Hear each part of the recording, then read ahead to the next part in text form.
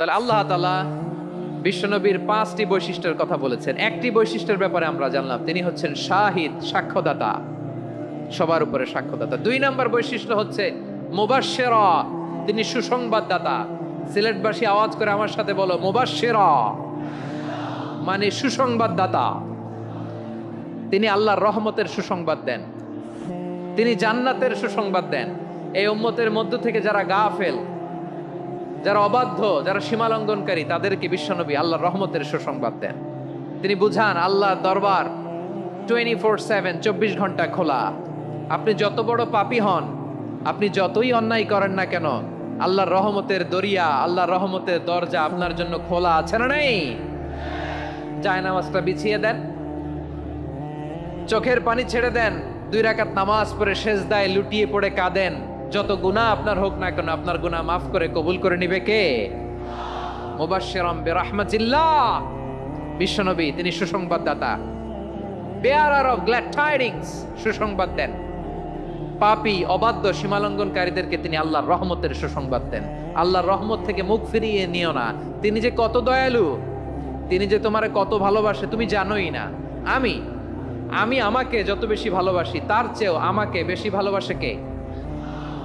সবাই বলে নাই, বুঝতে পারে নাই বোধহয়। আমি আমাকে যত বেশি ভালোবাসি, তার চেয়েও আমাকে বেশি ভালোবাসে কে? আমার মাতা পিতা আমাকে যত ভালোবাসে, তার চেয়েও আমাকে বেশি ভালোবাসে কে? আমার প্রিয়তমা স্ত্রী আমাকে যত বেশি ভালোবাসে, তার চেয়েও আমাকে বেশি ভালোবাসে কে? মুবাশশিরাম বিরহমাতিল্লাহ, তিনি আল্লাহর রহমতের সুসংবাদ দেন। আল্লাহর রহমতের শেষ নাই, আল্লাহর ভালোবাসার শেষ নাই। ও মুবাশশিরাম বিল জান্নাহ, তিনি জান্নাতের সুসংবাদ দেন। এই উম্মতের মধ্য থেকে যারা আল্লাহওয়ালা, যারা প্র্যাকটিসিং, যারা ইমানদার, তাদেরকে বিশ্বনবী জান্নাতের সুসংবাদ দেন। আওয়াজ করে পড়েন সুবহানাল্লাহ। এজন্য রব্বুল আলামিন বিশ্বনবীর পরিচয় অন্য আয়াতে এভাবে তুলে ধরেন, ওয়ামা আরসালনাকা ইল্লা কাফাতান লিন-নাসি বাশীরাও ওয়া নাযীরা। নবী হে, আমি গোটা জগৎবাসীর জন্য আপনাকে সুসংবাদদাতা এবং সতর্ককারী করে জমিনে প্রেরণ করেছি। মুবাশশিরাম বিল জান্নাহ, তিনি জান্নাতের সুসংবাদ দেন, তিনি আশা জাগান। নবীর কথা শুনলে মানুষ বুকে আশা ফিরে পায়। আমার নবী কাউকে হতাশ করেন না। হতাশা বিশ্বনবী ডিকশনারিতে নাই। তিনি মানুষকে আশাবাদী করে তোলেন। বিশ্বনবীর কথা শুনলে মানুষের হৃদয় নরম হয়, তারা আশা ফিরে পায়।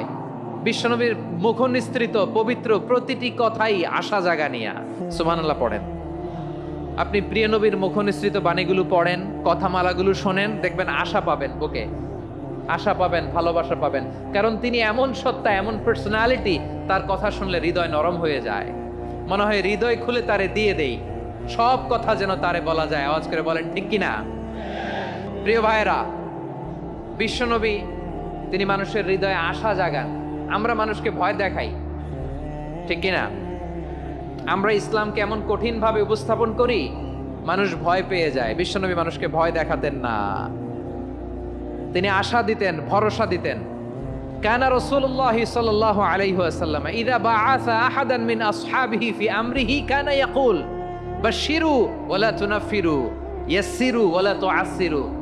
কাউকে কোনো দায়িত্ব দিয়ে পাঠালে সাহাবাদেরকে তিনি বলে দিতেন প্রত্যেককে যে বাশশিরু ওয়ালা তুনাফিরু, মানুষকে সুসংবাদ দিও, দিন থেকে ভাগিও না।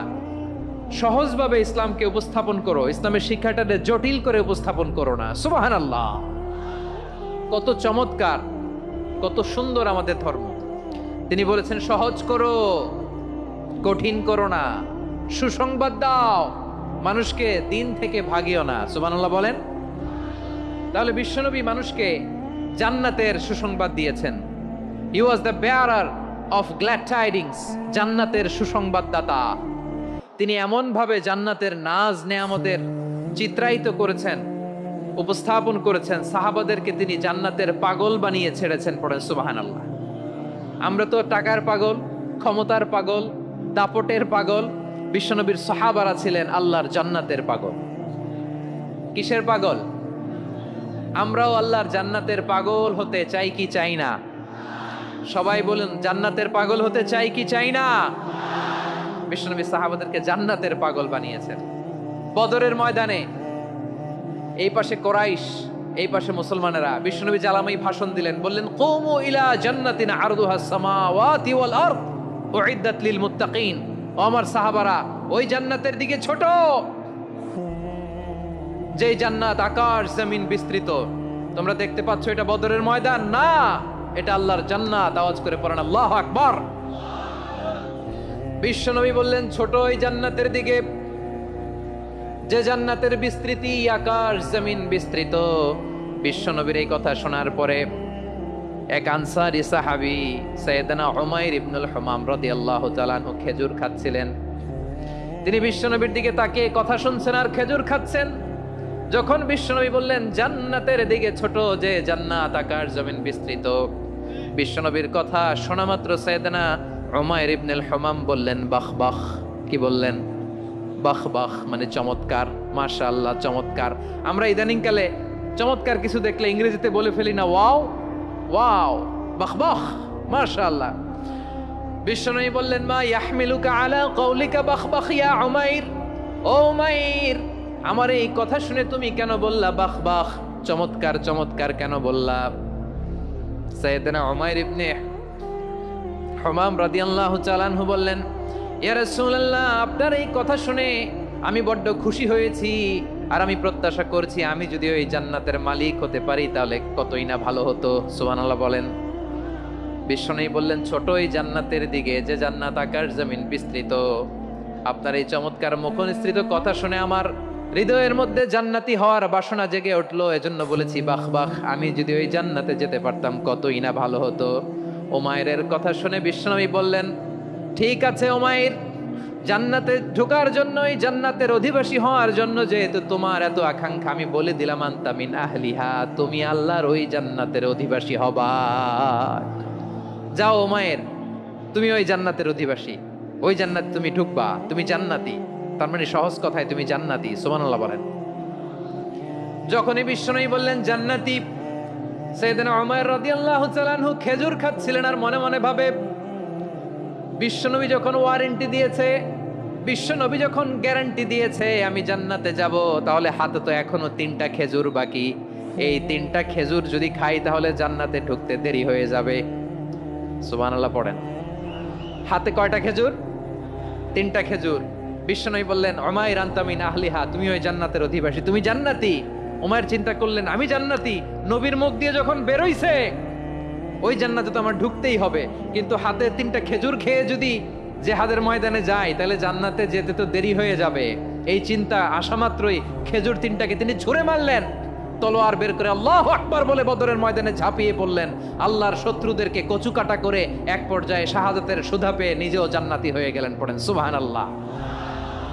আমরা দুনিয়ার বুকে আমরা হয়েছি দুনিয়ার পাগল, ক্ষমতার পাগল, সম্পদের পাগল, খ্যাতির পাগল। বিশ্বনবী তার সাহাবাদেরকে বানিয়েছিলেন জান্নাতের পাগল। পড়েন সুবহানাল্লাহ।